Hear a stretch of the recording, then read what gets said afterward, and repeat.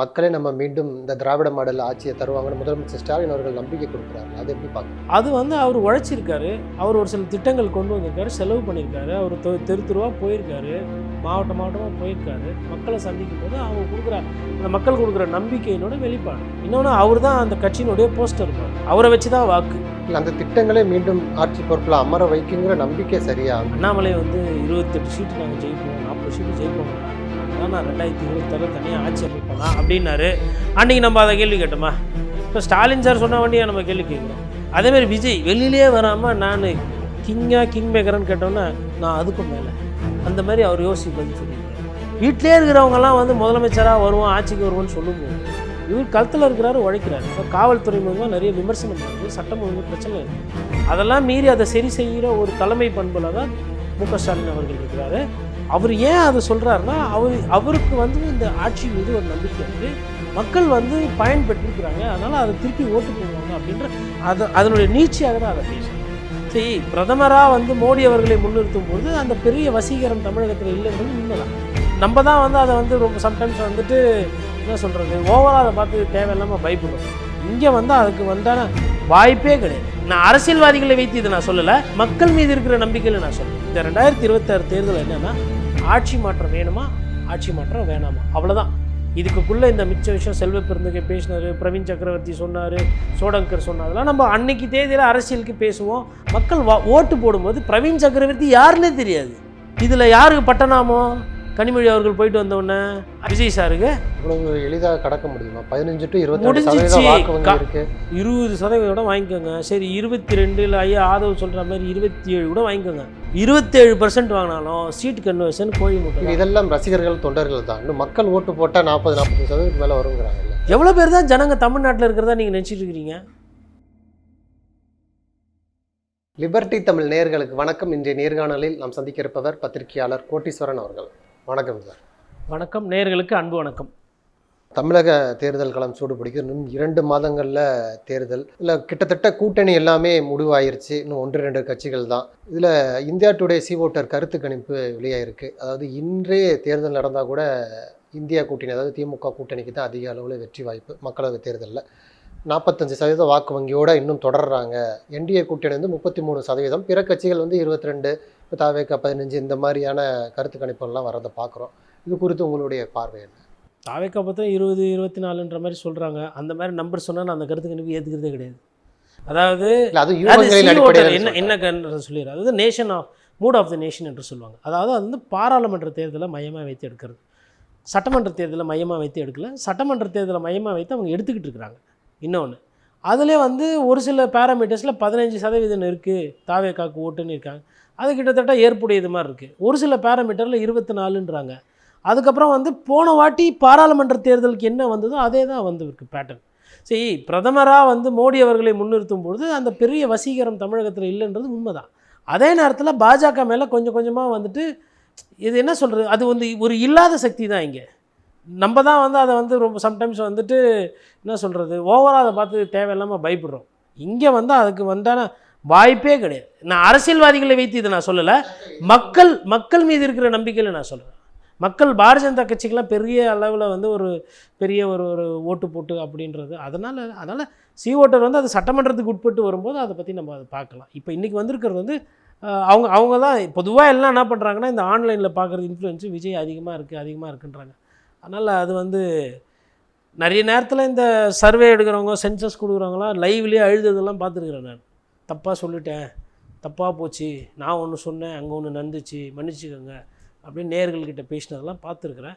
அதனால் அதுக்குள்ளே நான் பெரிய எனக்கு கருத்து. குறிப்பாக அந்த பாஜக எதிர்ப்பு அப்படிங்கிறது தமிழ்நாட்டில் வலுவாக இருக்குது.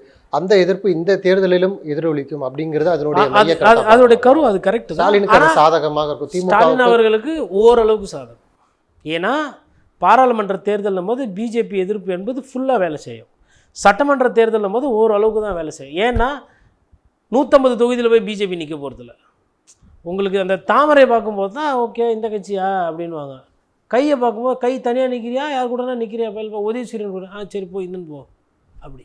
இதுதான் மக்களை பொறுத்தவரை திராவிட கட்சிகள், அது திமுக அண்ணா திமுக மீது இருக்கக்கூடிய பார்வை புரிதல் வேறு, பாரதிய ஜனதா கட்சி காங்கிரஸ் மேலே இருக்கக்கூடிய புரிதல் பார்வை வேறு, சட்டமன்ற தேர்தலுக்கு வரும்போது நமக்கு இன்னும் கிளியர் கட் இண்டிகேட்டர்ஸ் தெரியும்.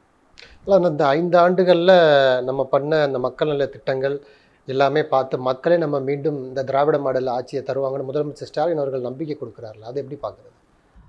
அது வந்து அவர் உழைச்சிருக்காரு, அவர் ஒரு சில திட்டங்கள் கொண்டு வந்திருக்காரு, செலவு பண்ணியிருக்காரு, அவர் தெரு தெருவாக போயிருக்காரு, மாவட்டமாக போயிருக்காரு. மக்களை சந்திக்கும் போது அவங்க கொடுக்குற அந்த மக்கள் கொடுக்குற நம்பிக்கையினோட வெளிப்பாடு. இன்னொன்று, அவர் தான் அந்த கட்சியினுடைய போஸ்டர் பாய், அவரை வச்சு தான் வாக்கு. நீங்கள் மற்றவர்கள் வந்து முதலமைச்சருக்கு அளவுக்கு நல்ல பேர் கிடையாது அந்த கட்சியில். நிறைய பேர் இன்றைக்கி பேரை கொஞ்சம் கொஞ்சமாக கெடுத்துட்டோம். காவல்துறை மூலமாக நிறைய விமர்சனம் வருது, சட்டம் ஒழுங்கு பிரச்சனை இருக்குது. அதெல்லாம் மீறி அதை சரி செய்கிற ஒரு தலைமை பண்பில் தான் மு.க. ஸ்டாலின் அவர்கள் இருக்கிறாரு. அவர் ஏன் அதை சொல்கிறாருன்னா, அவருக்கு வந்து இந்த ஆட்சி மீது ஒரு நம்பிக்கை இருக்குது, மக்கள் வந்து பயன் பெற்றிருக்கிறாங்க, அதனால் அதை திருப்பி ஓட்டு போடுவாங்க அப்படின்ற அதனுடைய நீட்சியாக தான் அதை பேசுகிறார். இப்போ விஜய் அவர்கள் வந்து நான் அப்படியே வீட்டிலேயே இருந்து ஜெயிப்பேன் அப்படின்றது என்னால் புரிஞ்சிக்க முடியாது. வெளியில் 4 பேர் போய் பார்த்தா தெரியும். அவர் போய் 4 பேர் கூட பழகிறாரு, பார்க்குறாரு, பேசுகிறாரு. தப்பு எதுனா இருந்தால் அது கண்டிப்பாக காதுக்கு வரும். சரி செஞ்சால் ரைட்டு, சரி செய்யலைன்னா சிக்கல். அதனுடைய நீட்சியாக தான் அது பார்க்குறேன். அவரோட கட்சியை நம்புறாரு, அவர் கொண்டு வந்த திட்டங்கள் ஒரு சிலது நம்புறாரு. கட்சியை விட அந்த அரசு வந்து சிறப்பாக செயல்பட்டுன்னு அவர் அந்த திட்டங்களே மீண்டும் ஆட்சி பொறுப்பில் அமர வைக்குங்கிற நம்பிக்கை சரியா? அந்த இல்லை, சரி, ஒரு அரசியல்வாதி நம்பிக்கை வைக்கிற தப்பு இல்லைங்களே. அண்ணாமலை வந்து 28 சீட்டு நாங்கள் ஜெயிப்போம், 40 சீட்டு ஜெயிப்போங்கண்ணா, நாங்கள் தான் 2026 தனியாக ஆட்சி அமைப்போண்ணா அப்படின்னாரு. அன்றைக்கி நம்ம அதை கேள்வி கேட்டோமா? இப்போ ஸ்டாலின் சார் சொன்ன வண்டியாக நம்ம கேள்வி கேட்குறோம். அதேமாதிரி விஜய் வெளியிலே வராமல் நான் கிங் மேக்கர்னு கேட்டோன்னா, நான் அதுக்கும் மேலே அந்த மாதிரி அவர் யோசிச்சு பதில் சொல்லியிருக்காரு. வீட்டிலே இருக்கிறவங்கெல்லாம் வந்து முதலமைச்சராக வருவோம், ஆட்சிக்கு வருவோன்னு சொல்லும்போது இவர் களத்தில் இருக்கிறாரு, உழைக்கிறாரு. அதனால் எனக்கு ஸ்டாலின் சார் சொல்கிற நாங்கள் திருப்பி வருவோம், 200 சீட்டு ஜெயிப்போம் அப்படின்னு சொல்கிறது அது பிரச்சார யுக்தி. எடப்பாடி பழனிசாமி அவர்கள் நாங்கள் 210 ஜெயிப்போம், நாங்கள் பிரச்சாரம் பண்ணுவோம், அது ஒரு பிரச்சார யுக்தி. அது வந்து அவங்க போய் மக்களை சந்திக்கிறாங்க, களத்தில் இருக்கிறாங்க, அவங்க கட்சியின் மீதும் அவங்களோட தலைமை பண்பு மேலே அவங்க வச்சிருக்கிற நம்பிக்கை அதை பேசுகிறாங்க. இதில் குறிப்பாக இப்போ இந்த கருத்து கணிப்பு முதலமைச்சருடைய நம்பிக்கை ஒரு புறம் இருந்தாலும், எடப்பாடி பழனிசாமி அவர்கள் ஒரு விமர்சனம் வைக்கிறார். இந்த ஆட்சி ஸ்டாலின் ஆட்சியில் தான் தமிழ்நாட்டுடைய தலை குடிஞ்சு போய் இருக்குங்கிறாரு. அது மட்டுமல்ல, எங்களை வந்து விமர்சிச்சுக்கிட்டே இருந்தீங்க, இன்றைக்கு வந்து திமுக காங்கிரஸ் இருக்கக்கூடிய பிரச்சனை, கனிமொழி அவர்கள் டெல்லிக்கு போகிறாங்க, அப்போ வந்து திமுகவுடைய இன்னொரு ஆஃபீஸ் டெல்லியில் இருக்கிறா, இது போன்ற விமர்சனங்களை தொடர்ச்சியாக இப்போ வைக்க ஆரம்பிக்கிறாரு. இப்போ திமுக காங்கிரஸ் இது வந்து இந்த தேர்தலில் எப்படி எதிரொலிக்கும்? இந்த எடப்பாடி பழனிசாமி சொல்லக்கூடிய விமர்சனம் போல் அவங்களுக்கு சாதகமாக அமைய வாய்ப்பு இருக்குமா? அந்த விரிசல் 2 விஷயங்க. ஒன்று, எதிர்க்கட்சி தலைவர் வைக்கக்கூடிய விமர்சனம், காங்கிரஸோட உங்களுக்கு பிரச்சனை இருக்குது, கூட்டணியில் சிக்கல் இருக்குது அப்படின்றது அது வந்து சும்மா ஒரு ஆப்டிக்ஸ், அது வந்து ஒரு பேசு பொருள், அது பேசிட்டு அதோடு போயிடும். அதனால் இப்போது பாஜகவோட நீங்கள் கூட்டணி வைக்கிறீங்க, நீங்கள் அடிமை அப்படின்றது வந்து ஒரு ஆப்டிக்ஸ். அதனால் வந்து பெரிய ஓட்டு அப்படியே திரும்பி வரப்போகுது அப்படின்றது கிடையாது. பாஜக எதிர்ப்புக்கு என்ன ஓட்டு கிடைக்குமோ அதுதான் கிடைக்கும். காங்கிரஸ் எதிர்ப்போ இல்லை காங்கிரஸ் ஆதரவுக்கு என்ன ஓட்டு கிடைக்குமோ அவ்வளோதான் கிடைக்கும். அது வந்து சின்ன விஷயம். இது எல்லாமே அது வந்து ஐயா திரு ஸ்டாலின் அவர்கள் பிஜேபி எதிர்ப்பு பேசுவதோ, இல்லை இன்றைக்கி வந்துட்டு பிஜேபி அது காங்கிரஸ்க்கு வந்து தலைமை டீம் அங்கே இருக்கா, எதுக்கு வந்து நீங்கள் பேசுகிறீங்க, உங்கள் கூட்டணியில் உரசல் வந்துச்சு இல்லை, பிரிஞ்சிச்சு இல்லை அப்படின்றதுக்கும் ஒன்றும் பெருசாக இருக்காது. மக்களோட அன்றாட பிரச்சனை, மக்களோட அன்றாட தேவைகள், மக்களோட நம்பிக்கை, இதுதான் இந்த தேர்தலை முடிவு பண்ணும் முக்கியமானது. இன்னொன்று, முதலமைச்சர் ஸ்டாலின் அவர்கள் தொடரணுமா வேண்டாமா, இதுதான் இந்த 2026 தேர்தல். என்னென்னா, ஆட்சி மாற்றம் வேணுமா, ஆட்சி மாற்றம் வேணாமா, அவ்வளோதான். இதுக்குள்ளே இந்த மிச்ச விஷயம் செல்வ பெருந்தகை பேசினார், பிரவீன் சக்கரவர்த்தி சொன்னார், சோடங்கர் சொன்னதெல்லாம் நம்ம அன்னைக்கு தேதியில் அரசியலுக்கு பேசுவோம், அதை ஒரு விவாதமாக்குங்களோம். மக்கள் ஓட்டு போடும்போது பிரவீன் சக்கரவர்த்தி யாருன்னே தெரியாது. சோடங்கர்னா அப்படின்னா என்ன, அதுனா விளையாட்டா? சுடோக்கு தெரியும், சோடங்கர் தெரியாதுன்னுபாங்க. உண்மையிலே தெரியாதுங்க ஜனங்களுக்கு. இவரையே தெரியாது, மாணிக்கம் தாக்கூரையே தெரியாது. என்னங்க தாக்கூர்னுக்குது எந்த ஊரில் இருந்தால்? இல்லைங்க நம்ம ஊருக்கார் தான், பேர் தான் அப்படி சொல்லி தான் தெரியும். இவர் எத்தனை பேருக்கு முன்னாடி தெரியும்? எம்பி ஆகிறதுக்கு முன்னாடி இவர் என்ன சிறை நிரப்பு போராட்டம் பண்ணியிருக்கிறாரா, இல்லை இவர் என்ன காங்கிரஸ் கட்சியை வளர்த்தாரா? யாருக்கு தெரியும்? யாருக்குமே தெரியாது. முகுல் வாஸ்னிக்கு, குலாம் நபி ஆசாத்து, அதுக்கப்புறம் வேணுகோபால், இவங்களெல்லாம் யாருக்குமே தெரியாது. அண்ணாரிவாயில் வந்து போகிறதுனால செய்திகளில் போடவே கட்சிக்காரங்களுக்கு தெரியும். பொதுமக்களுக்கு இப்போது நீங்கள் முகுல் வாஸ்னிக்கு கூட்டின்னு போயிட்டு மவுண்ட் ரோட் விட்டுனா தெரியாது. அதனால் இவர்களை வைத்து பேசுவது, அது ஐயா இபிஎஸ் சொன்னாலும் சரி, இல்லை ஐயா ஸ்டாலின் சொன்னாலும் சரி, அதெல்லாம் எடுபடாது.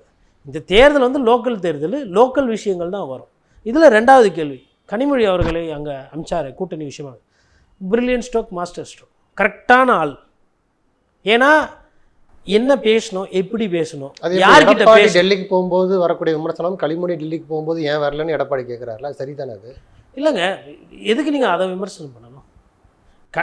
ஒரு கட்சி வந்து கூட்டணியில் பிரச்சனை வந்துடக்கூடாது, கூட்டணியில் எல்லாம் சமரசமாக போகும்போது உங்ககிட்ட இருக்கிற ஒரு நல்ல தகுதியான அரசியல் பேசக்கூடிய நல்லவங்கள இல்லை உங்கள் கட்சிக்கு நலன் விரும்பியோ அனுப்பணும். கலைஞரோட வாரிசு, அரசியல் நீண்ட நாளும் பார்த்தவங்க, அண்ணன் ஆட்சி பொறுப்பில் இருக்கிறாரு, இல்லை கட்சி தலைவர் ஆட்சி பொறுப்பில் இருக்கார். கட்சி ஆட்சி பொறுப்புக்கோ கூட்டணிக்கோ பிரச்சனை வந்துடாமல் அழகாக போகணும், பேசணும். பேசி வந்ததுக்கப்புறம் முற்றுப்புள்ளி கம்மியாக இருக்கா, பிரச்சனை இல்லையா? 2 விஷயம் கன்ஃபார்ம் ஆகுது. ஒன்று, கூட்டணி உறுதி, சம்மந்தப்பட்டவங்க ராகுல் காந்தி பேசிட்டு வந்தாச்சு.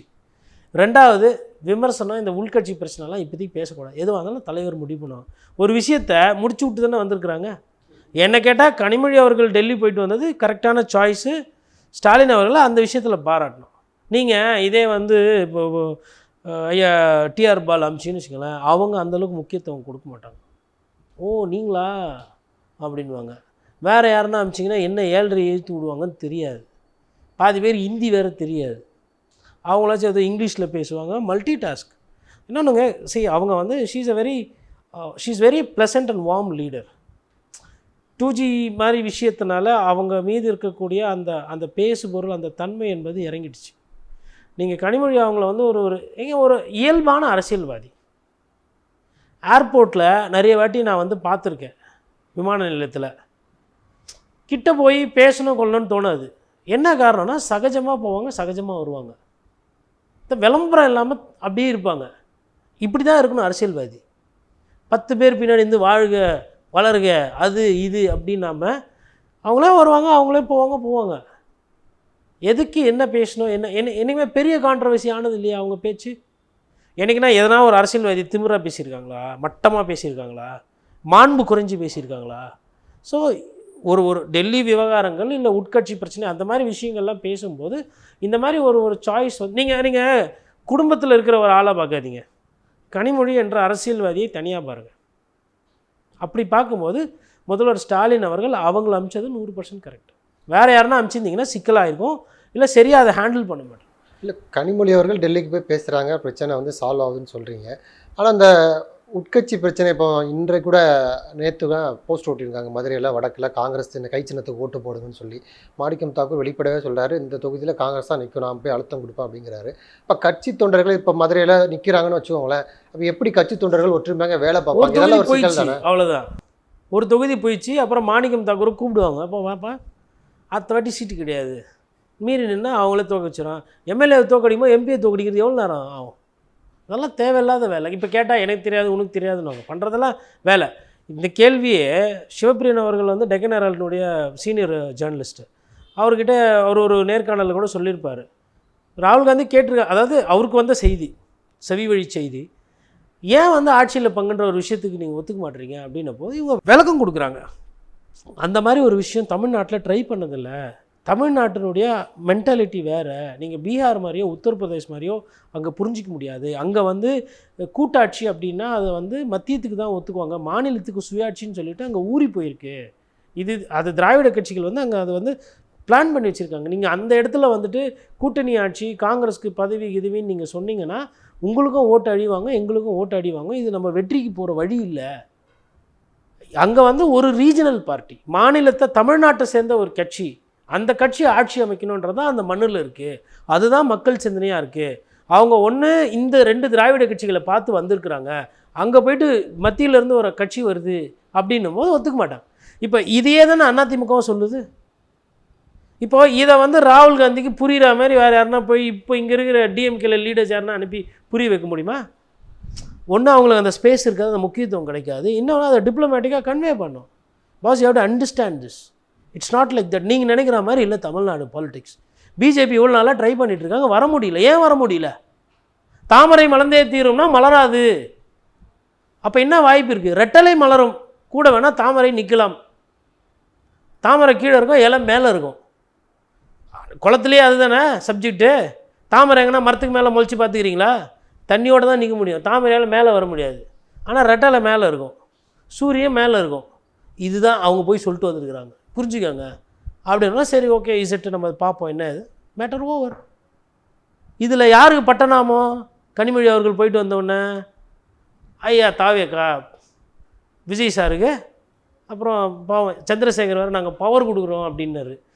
நீங்கள் பவர் பூஸ்டெலாம் எதுவும் கொடுக்க வேணாம், நாங்கள் நிறைய குடிச்சிட்டோம் அப்படின்னு சொல்லிட்டு ஆட்டலி சொல்லி அவ்வளோ எளிதாக கடக்க முடியுமா? 15 to 22% வாக்கு வங்கி இருக்கு, அவ்வளோ கூட்டம் கூடுது. எல்லாம் யூகங்களின் அடிப்படையில் இல்லை, கூட்டத்தின் அடிப்படையில். 15 வேணாங்க, 20% வாங்கிக்கோங்க. சரி 22 இல்லை ஐயா ஆதவ் சொல்கிற மாதிரி 27 கூட வாங்கிக்கோங்க. 27% வாங்கினாலும் சீட் கன்வர்ஷன் கோழி முட்டை. இதெல்லாம் ரசிகர்கள் தொண்டர்கள் தான். இன்னும் மக்கள் ஓட்டு போட்டால் 40-45% மேலே வருங்கிறாங்கல்ல. எவ்வளோ பேர் தான் ஜனங்க தமிழ்நாட்டில் இருக்கிறதா நீங்கள் நினச்சிட்டு இருக்கிறீங்க? 40% என்ன அர்த்தம் தெரியுங்களா? 70% தான் போலே வரும். 100 பேர் இருக்கிறாங்கன்னா 70 பேர் தான் ஓட்டு போடுறாங்க. அதில் சென்னை மாதிரி இடத்துலலாம் நீங்கள் போய் கருத்து கணிப்பு எடுத்திங்கன்னா மாற்றம் வரணுங்க, முன்னேற்றம் வரணுங்க. அது புதுசாக யாருன்னா வந்தால் நல்லாயிருக்குங்க சொல்லுவாங்க. பாதி பேர் ஊருக்கு லீவ் போட்டு போயிடுவாங்க. இதை விளக்கம் கொடுக்குறாங்களே, ஸ்லீப்பர் செல்ஸ் எல்லா இடத்துலையும் இருக்கிறாங்க. திமுகவுடைய அமைச்சர் வீட்டில், மாவட்ட செயலாளர் வீட்டில், எல்லா வீட்டுக்குள்ளேயுமே தாவைக்காவுடைய ஸ்லீப்பர் செல் இருக்கிறாங்கன்னு சொல்கிறாங்க. கட்சி நடத்துகிறதா உத்தியோகமே இல்லை. அங்கே என்ன நடக்குது, இங்கே என்ன நடக்குது, மக்களை போய் சந்திக்கிறதெல்லாம் பிளான் இல்லை. சரி ஸ்லீப்பர் செல் இருக்கிறாங்கல்ல, ஏன் உங்களால் கூட்டணி அமைக்க முடியல? ஏன் ஒரு 4 எம்எல்ஏ ஆளுங்கின்ற கட்சியிலேருந்து தூக்க முடியல? செங்கோட்டையன் கட்சியிலேருந்து நீக்கப்பட்டவர், எங்கன்னா போய் ஆகணும். கரண்ட்டில் இருக்கிற ஆளை நீங்கள் எத்தனை பேர் தூக்குனீங்க? கரண்ட்டில், அதாவது ஒருத்தர் ஒரு கட்சியில் செல்வாக்காக இருக்கிறாரு, சேர்மனாக இருக்கட்டும், எனக்கு ஜாஸ்தியெலாம் வேணாம், சேர்மனாக இருக்கட்டும், திமுகவில் இருக்கட்டும், அதிமுகவில் இருக்கட்டும், காங்கிரஸில் இருக்கட்டும், எதுலனா இருக்கட்டும், எத்தனை பேரை கரண்ட்டு சிட்டிங்கில் சேரில், ஏன்னா ஒருத்தர் சேர்மன் ஜெயிக்கிறப்பெல்லாம் ஒரு தகுதி இருக்கும்ல, தெம்பு இருக்கும்ல, அந்த மாதிரி சிட்டிங்கில் இருக்கிற ஆள் எத்தனை பேர் தூக்குங்க. Very good, good. ஏன்னா அங்கே 10,000 ஓட்டு 5,000 ஓட்டு கண்ணுக்கு எதிரில் தெரியும், கட்சி ஓட்டு, அவருக்கு உண்டான ஓட்டு. அதுதான் உள்ளாட்சி அமைப்போட சக்தி. உள்ளாட்சி பிரதிநிதிகளோட அதுதான் அவங்களுக்குன்னு ஒரு ஓட்டு இருக்கும். அவங்க அந்த பூத்துக்கு ஓட்டை வர வைப்பாங்க. இந்த கிராமத்தில் அவர், அந்த கிராமத்தில் இவர், அந்த ஊராட்சியில் அவர், இந்த ஒன்றியத்தில் அவர் தான் தலைக்கட்டு, அவர் இருந்தால் தானே எம்எல்ஏ செய்ய முடியும். 3 பேர் இருப்பாங்க அந்த மாதிரி ஒரு ஊருக்கு. அது மாதிரி ஆள் நீங்கள் எத்தனை பேர் தூக்குறீங்க? மிஞ்சி கேட்டால் அவர் அப்போவே வந்து சுயேட்சையாக நின்று விஜய் மக்கள் இயக்கமாக இருந்தப்பவே ஜெயிச்சாங்கன்னாங்க. அது சுயேட்சை தான் கணக்கு. சுயேட்சையாக நிறைய பேர் ஜெயிச்சிக்கிறாங்க, 10,000 பேர் ஜெயிச்ச வரலாறுலாம் இருக்குது. நீங்கள் உள்ளாட்சி பார்த்திங்கன்னா அது எத்தனையோ 1.5 லட்சம் போஸ்ட்டோ என்னமோ அது மொத்தம். அதில் ஒரு 10,000-15,000 பேர் சுயேட்சைகளே ஜெயிப்பாங்க. அது அதாவது எல்லாத்தையும் அப்படியே பாலிஷாக அப்படி மார்க்கெட் பண்ணுறது. 15% இல்லைங்க, அவர் 20% கூட வாங்கட்டாங்க. சீட் கன்வர்ஷன் கேளுங்க, எத்தனை எம்எல்ஏ ஜெயிப்பாங்கன்னு கேளுங்க. 118 எம்எல்ஏ ஜெயிச்சா விஜய் சார் முதலமைச்சராகிறது யாராலையும் தடுத்து நிறுத்த முடியாது. 118 எம்எல்ஏ ஜெயிப்பாங்களா? சரி அவ்வளோ கூட வேணாம், எவ்வளோ எம்எல்ஏ ஜெயிப்பாங்க? மாற்றம் வரட்டும், புதுசாக ஒருத்தர் வரட்டும், ரைட், அதெல்லாம் ரைட்டு, மக்கள் அதெல்லாம் சொல்லுவாங்க. எவ்வளோ எம்எல்ஏ ஜெயிப்பாங்க கேளுங்க. இதுதானே அரசியல். அப்பா நீ என்னப்பா ஆக போகிற? அப்பா நான் பைலட்டாக ஆக போகிறேன். பைலட்டாக எப்படி ஆகுறது? பொம்மை கப்பல் செஞ்சு, இல்லை நான் கப்பலில் போய் சேர போகிறேன்ப்பா அப்படின்னா இப்படி பேப்பரை வச்சு கத்தி கப்பல் விட்டு நான் அப்படி ஓட்டுறது அதுவா? படிக்கணும், மார்க் வாங்கணும், அந்த கோர்ஸை முடிக்கணும், ட்ரைனிங் பண்ணணும், அதுக்கப்புறம் தானே இந்த வேலைக்கு போக முடியும். அவர் தான் எத்தவொன்னே நான் இந்த தேர்தலே முதலமைச்சர் ஆகிடுவேன்னு சொல்கிறாரு. நீங்களும் 40% போட்டால் தான் முதலமைச்சராக வருவாங்கன்னு 40% தூக்கி கொடுத்துட்டீங்க. அப்போ தானே அந்த முட்டுக்கு இந்த முட்டு கரெக்டாக இருக்கும். நான் சொல்கிறேன் அவ்வளோ % கிடையாது, அவங்க திரும்ப சொல்லுவாங்க.